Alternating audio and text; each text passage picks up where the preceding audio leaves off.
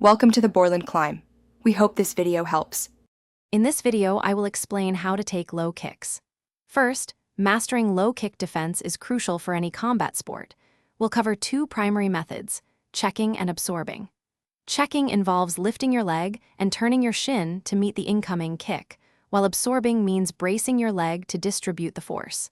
Both techniques require practice and proper body mechanics to protect yourself effectively and stay in the fight. When checking a low kick, timing is everything. As the kick approaches, quickly lift your lead leg, bringing your knee up towards your chest.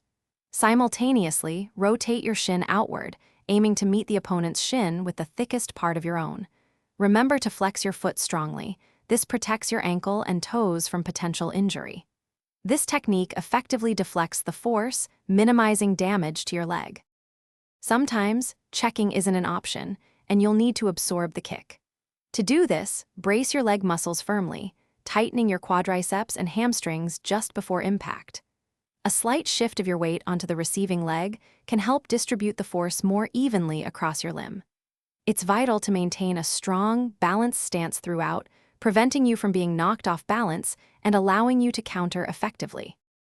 Consistent conditioning and drilling are essential for effective low kick defense. Incorporate shin conditioning exercises, such as light tapping with a stick or rolling a bottle over your shins, to gradually strengthen the bone. Practice defensive drills with a partner, starting with very light contact and gradually increasing intensity.